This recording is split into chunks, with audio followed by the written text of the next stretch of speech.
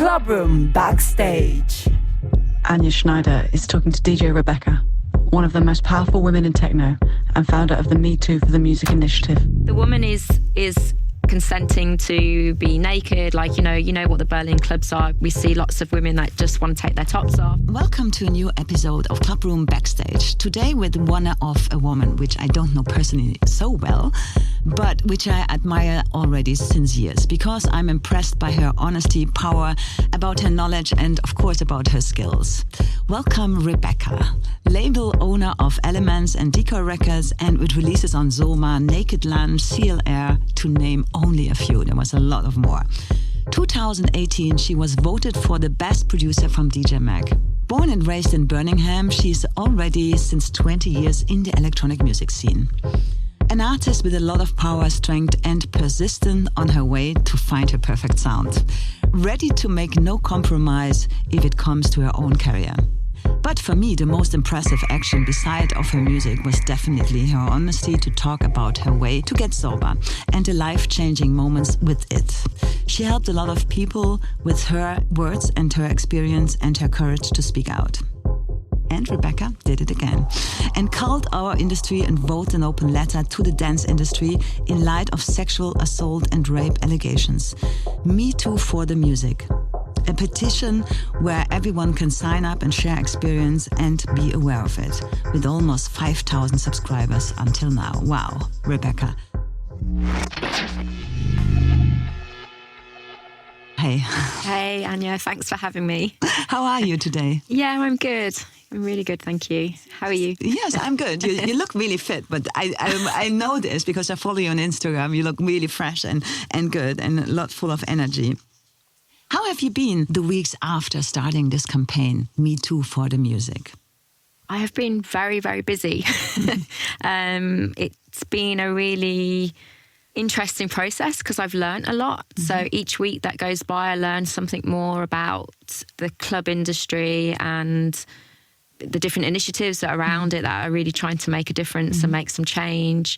I thought it would be super easy. I thought I would write the letter and then everyone would just jump on, and obviously that's not the case. There's a lot of resistance as well that I'm finding. It's been really positive. There's been a lot of good support. The initial case, or the reason why you started it, was the case of Eric Morillo. Everyone knows about it. Tell me what made you act so fast, because it took probably 1 week and then you started up to sign the letter.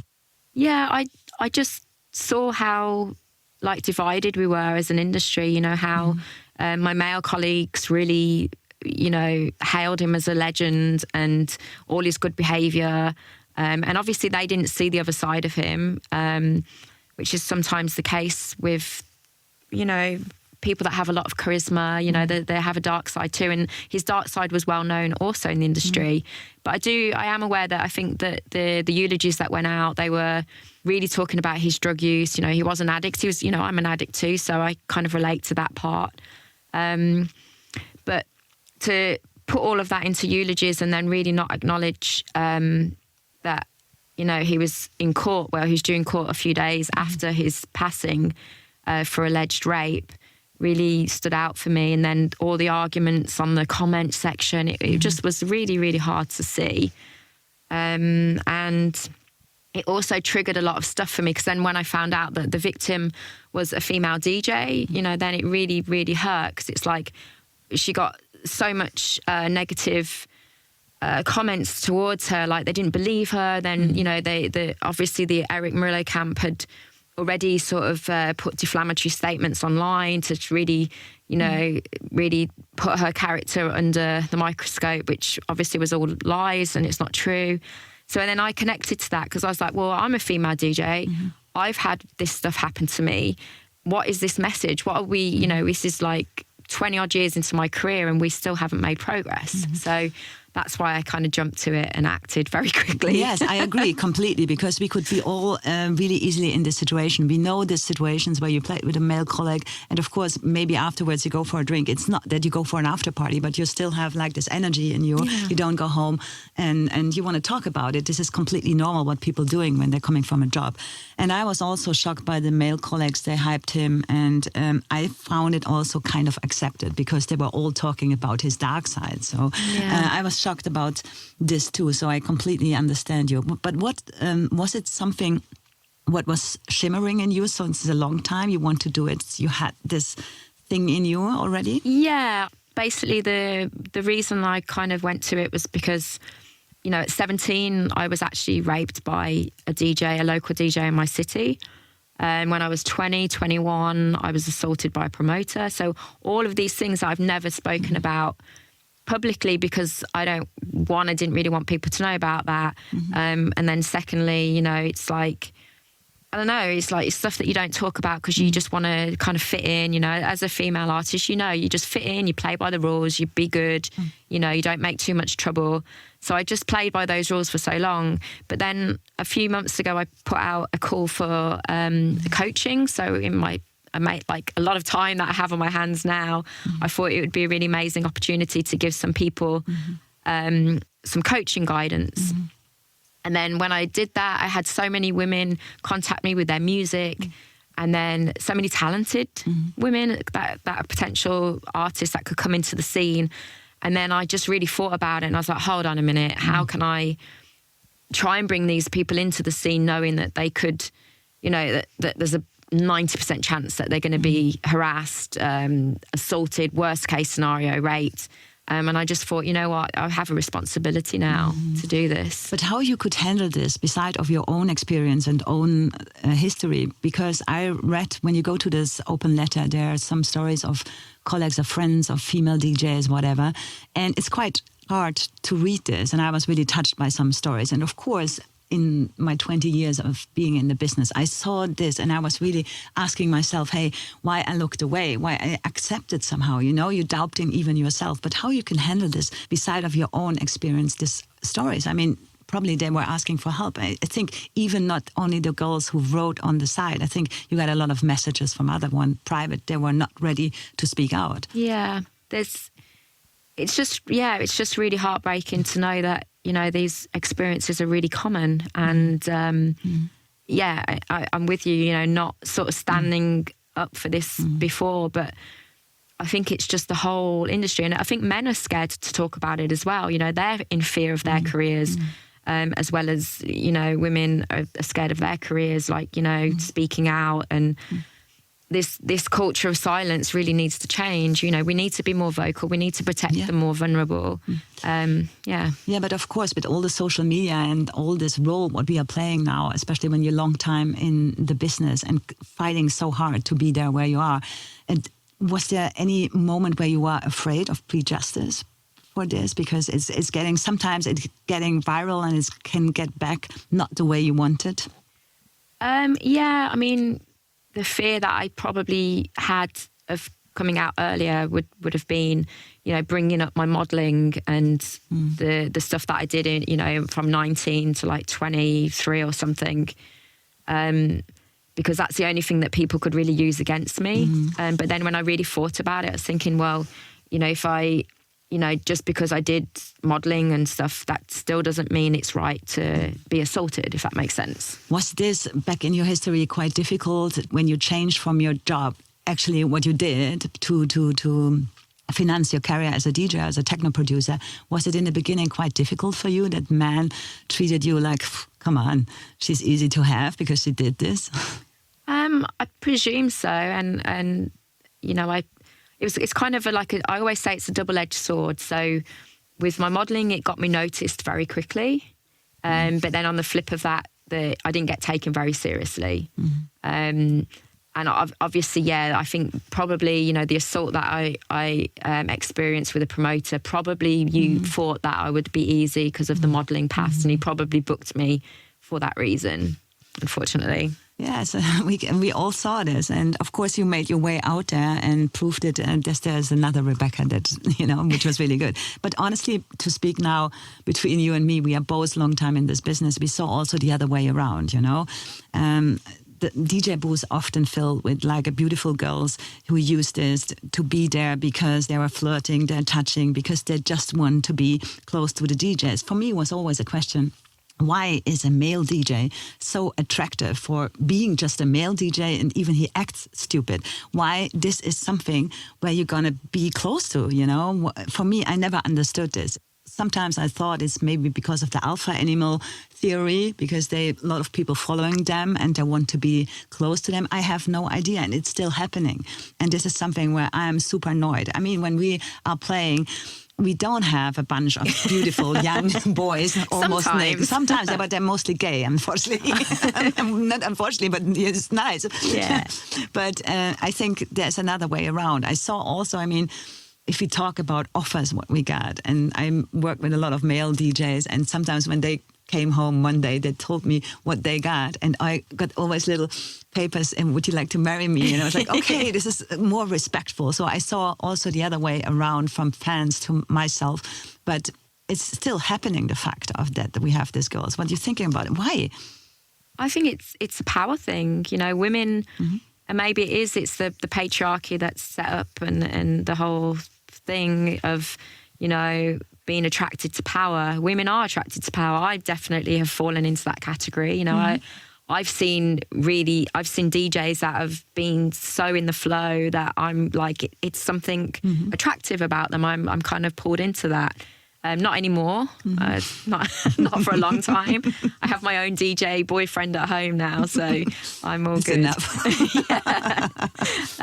But yeah, I think it's a power thing, and that's the problem. It's like this power, and I think with the DJs that are predatory, it's an abuse of power, because they know they can have pretty much any girl, and they surround themselves with people that say yes all the time.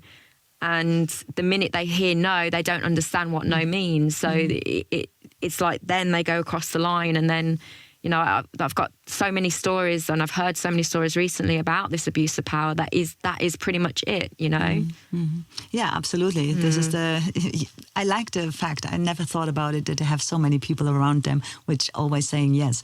But it's true, absolutely. But also we are working in a really hedonistic environment, techno is sex, clubs are places to let go, to make new experience, and even to open up your mind. Sex is almost everywhere, and dancing is sex. And actually also there is a kind of a body cult, which I can feel is actually new, because people wearing less clothes. So I like it somehow. I saw it already in the 90s somehow. It's coming back now, which I find interesting.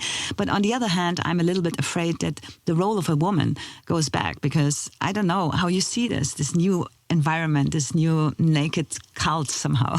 I think it always comes down to consent. The woman is consenting to be naked, like, what the Berlin clubs are. We see lots of women that just want to take their tops off, and it's freedom, but that's the same freedom that we're trying to bring everything back to. But just because they have their tops off and they're completely hedonistic doesn't necessarily mean that they're advocating for harassment or assault. It's just like, we really need to create the safer space that is okay. And, it's okay to meet other people in this environment. And, it's about consent. It's about asking. It's about asking to get the consent. And if the consent is no, then no is no, and then you don't continue to harass somebody after that. And, but we also have to put a bit of responsibility on the venues. If we're trying to promote this hedonistic, freedom and, like anything goes culture within our clubs, then the venues have got a little bit of responsibility to make sure that is a safe space. And that means, to have people that are there to keep an eye on things, that people are aware that they can report to if there is harassment, So I think we can grow, and we can learn, and we can change and adapt to create these safer spaces. Do you see this new hedonistic environment or movement really close to the new techno industrial? Sorry, I have to ask this, but I see this mostly on, and actually it was always there. It's not that I remember back in the days when I still went to Berghain, this was for me a really safe place, even at 8 o'clock in the morning. You know, downstairs it was the safest place I could be. And of course, I always had clothes on, but I felt completely safe, you know. So, but I can see this now with the new generation. I find it quite cool and nice, but do you think it belongs to the music? Yeah, I think so. I mean, I like it too. I like it when the guys have got their tops off and they're swinging the T-shirts around the head. But I think it's because the music, that I play and others do too is so fast that, it just ends up being really sweaty. But you're right, it reminds me of the 90s, course. Why I love techno music, because it was that freedom. I know you started in Birmingham, and actually when we met the first time, you said, "Oh, I know you we met once in Birmingham." I have no idea, I couldn't remember this, but it was quite interesting because when I read your story and what I really like and where I was really impressed, because you always play this techno sound. Now it's really popular. You're not stepped on and say, hey, this is now the new sound. I'm in it. I think you've been to really rough times, because I can imagine there was some times where people said to you, hey, come on, don't play 140 BPM, especially during the minimal time zone, But you always were stuck on this. So how you could handle your feelings in this time, that you stayed in your sound. I think there was a lot of ups and downs, and to be convenient about yourself.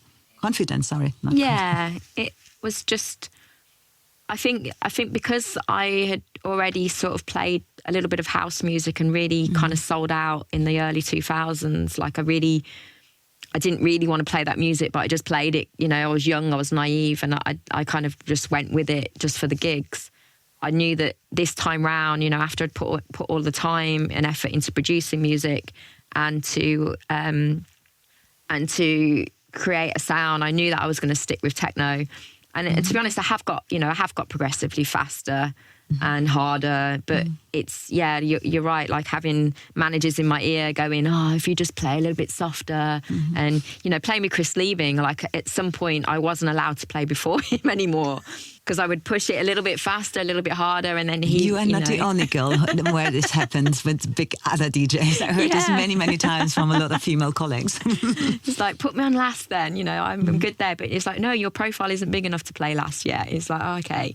Anyway, so I think, I don't like being told what to do. That's definitely a factor. So if someone's in my ears saying, oh, you need to do this, you'll be really big if you just play more commercial.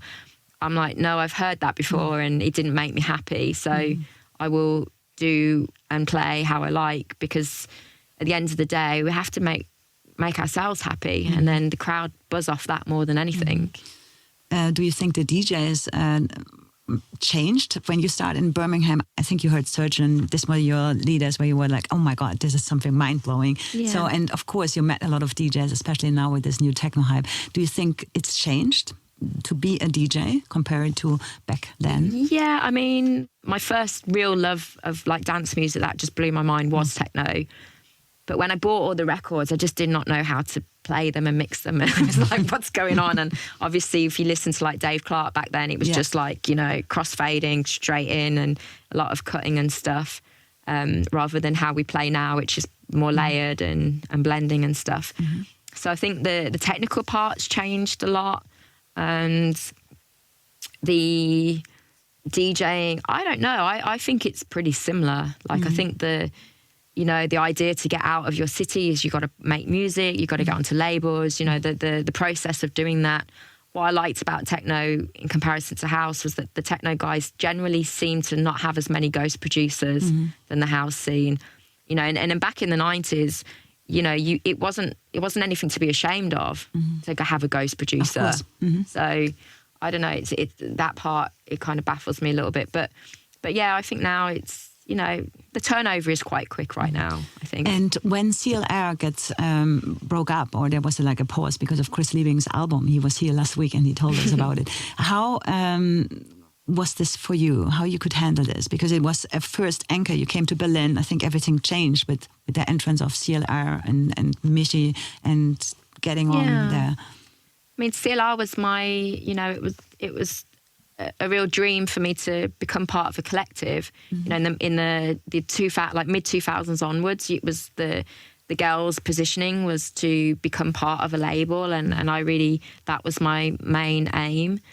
For me, the closure of the label was, it happened quite suddenly, and I thought we still had further to go as a label. I think the music hadn't really broken properly. But, you know, at the end of the day, it's not my label, it's Chris's label, so he has to make his mind up. But then I also found that actually when we were that close, doing nights all the time, it became very, very competitive, and I didn't really feel competitive. I was like one of the new people, so I was just, you know, happy to be there. But I think there was a little bit of competitiveness, and in the end, that's always the ugly side of these, you know, labels with nights and you know, artists that are like scheduled every couple of releases a year. As you know, for Mobley, it's the same. Of course. But it was, on the other hand, it was a good thing for you because everything changed in a good way after this. Yes. So sometimes it's when a door closed down, there's a new thing open. So for me, it was the same, to close down Mobley, to get to find myself and refresh and concentrate a little bit more on myself. So for you, it was the best, actually. Yeah, I worked through some feelings. I created an album. I worked with a label, and I work with Soma now, who are just super lovely to work with. And, you know, they're always really supportive. And just to find my own way. And, you know, then to do my own label, you know, it gave me that, you know, maybe I wouldn't have done that as quickly. So you always adapt. You have to. And it's so funny that you said this. I remember 2000, around this, there was a lot of labels and they put always a girl on the lineup, you know. There was these times. Nowadays, thank God, these times are over. The girls putting now, hopefully, the boys on the lineup. And I remember these times really good. And so I had to really smile about this. But actually, I also want to talk about this because you are really keen to hold up a course about your life, sports, mental health, about veganism, everything. And of course now with the campaign Me Too for the Music. But is this the actual job for a DJ? What is the job? Playing records or to speak out and to really talk about things, topics which are important? Probably whatever the DJ feels comfortable with. The role can be whatever you choose it to be. You know, at the core, it's yes, of course, we're there to entertain people. Techno and dance music is always very political, where it comes from to a degree. So I think it's important to also, you know, be promoting something. Like for me, it's always about the music. So for all of the stuff that I discuss, you know, like, you know, mental health, is it drugs, alcohol, now, you know, sexual assault in the industry, it always comes back to, it's just all about the music. It's like, let's bring it back to that, what's important. So everything I do and talk about is always to try and keep the essence of what's important in that sense. But yeah, I mean, different artists are comfortable doing different things. Everyone has a different fight at the moment. You know, we're either fighting to save a venue, we're fighting for Black Lives Matter, more artists to come through, sexual harassment. To survive in the end during this crisis. Exactly. It's like, choose your battles. But how are you doing? How you played some gigs lately, no? Yeah, I did a few gigs and hopefully got one more on the 30th, and then that will probably be it for, like, I don't know, forever, maybe. Yeah, you never know. Even the thing on the 30th, you can't plan anything longer than the next 3 days, in my opinion. But what I was seeing, and I find it really funny, and to talk about something positive and nice, you built up a camper. Yes. Wow, what's this? I like this. And you were driving through, you've been to Switzerland with the camper also. The first gig that I mean, we went travelling to North Spain. So my boyfriend likes to surf, I like to go to the mountains, so that was a really good compromise. And then on the way back, we stopped off in Switzerland and I did a gig, and then the first gig we did, I got broken into in the van. But yeah, I kind of... Scheiße. Yeah, Scheiße. I wanted to do just wanted to get closer to the mountains. And then I thought it'd be really nice to have a camper van. And, you know, we fly all the time. We're in hotels. At some point, it's kind of all blurs into one. So, like, what is the next experience? And the next experience is, like, road trips. Yeah, this is super. But did you plan already another road trip? I am hoping to go on Sunday. Oh. Maybe. I've been to Saxony or Sächsische Schweiz, if I can say that right. Sächsisch, yes, even I can say it. Good. Yes, it's nice, yeah. And I've been there 3 times, and it's the closest place to Berlin to get to some higher mountains or rocks. So I'm hoping to go this week, but before I put the van into its like winter home. And are you busy in the studio too at the moment? I am not at the moment. No, but it was because you have so much to do with for the music. It's not that you be in kind of a depressive thing, because I talked to a lot of artists. For them, it was like really life-changing, and they didn't feel so good to go to the studio and have this creative energy, actually. Yeah, I mean, the gigs feed into you being creative because you've got music then to play and try out at the gigs. I understand that. And I did in the beginning. I got some EPs ready, and then because I had 2 coming, I thought, you know what, I could take a bit of time off. But that's my flow anyway. I'm either all in or all out for a bit. So at the minute, there's a couple of sketches I've got floating around. So I know that when I go back in, I can do it. But I am doing something at the minute which is for producers. So I'm going to launch a producer challenge. And the idea is that I'm going to take these producers through 10 days of making a track a day. Each day will be a different creative way. And I think I'll launch that properly in a couple of weeks' time. Okay, this sounds really brilliant. Yeah. I think a lot of people are going to do this. But honestly, what do you think when we have this crisis? I ask everyone here because I had so many different answers, and I find it still interesting. Do you think the music will change after this? I mean, even with this hardcore techno, I have some ideas which sound will be not staying over this. What do you think? From what history shows us is that after the maximal, there will be a minimal. The minimal that will probably come back won't necessarily be as slow as the minimal that happened in the early 2000s. So I'm predicting it's going to be fast minimal. And it's already kind of there. You've got this sort of the Chris Liberator sort of sound, which, the snare drum's there and it's fast and it's kind of there already. And then there'll just be a lot of people that will probably focus more on the sound design rather than the, hard house kind of vocals and stuff. That's really on the edge of being really commercial. But it's fun. The kids love it. So that's my prediction. And I think I always say it's the yin and yang. So you have, when there's always something really maximal, then, what's the opposite of that? Yeah, interesting. Because last week when I had Chris here, he said, I don't know how long I can play this sound. I had this discussion even with Corbusier. I think men asking themselves more and be not so sure. They're always like a little bit insecure about them and their role in the whole scene. Okay, let's come back to everyone who wants to subscribe, or this would be great for the music, Me Too for the music. And how many stories you have there already from it's not only women. I saw also some men writing stuff. Yeah. We have a story from a guy, and he was assaulted by another guy. And I'm hearing some other stories about, unfortunately, in Berlin, which is really heartbreaking as well, from guys. So it's not. It's like, that's what I think. It's not a gender thing. It's not gender specific. It's a power everywhere. thing. It's about power. And yeah, like anyone that's listening, what that wants to sign the letter. Basically, you're signing the letter to demand that the industry changes, that we make changes. We demand that we end the culture of silence, and then what that does is gives us power to go to the clubs and the promoters and the DJs.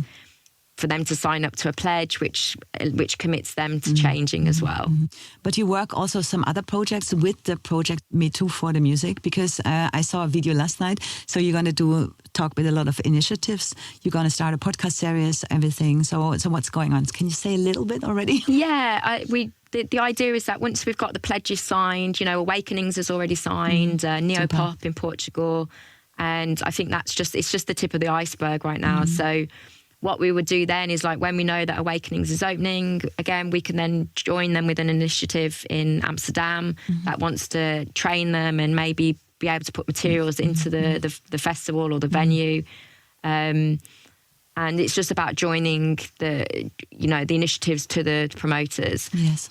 And And then, with the podcast, I think it's because people are unsure about what we're doing and, we can go more into detail. Like, you have to give me some hints afterwards for podcasts. Of course. But just, each week I will, maybe talk to one of the ambassadors or an initiative or maybe a promoter that's already doing a lot of work around this area. And so we just can understand it a bit more and like see the action part, because it's one thing talking about it, but without action, it's just words, What is exactly the role of the ambassadors? What are they doing? How do you find them?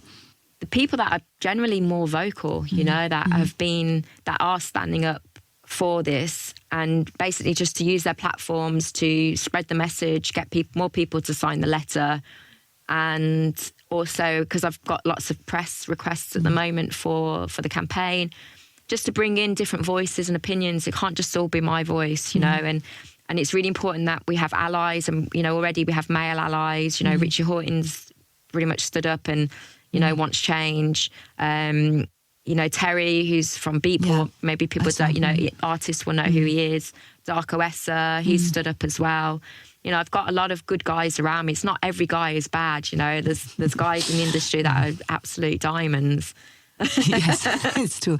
Rebekah, thank you so much really for having this time. I wish you a great trip with your camper. So I want to see the nice pictures with you in the Sächsische Schweiz. Thank you really for coming. And please take a look, sign up. The letter is really important for everyone, for us. It's Me Too for the Music. There's a website and you're going to find an open letter there. So please stand up and make our world a little bit more Safer. Yeah. Rave safe, please. Absolutely. Danke. Thanks, Anja.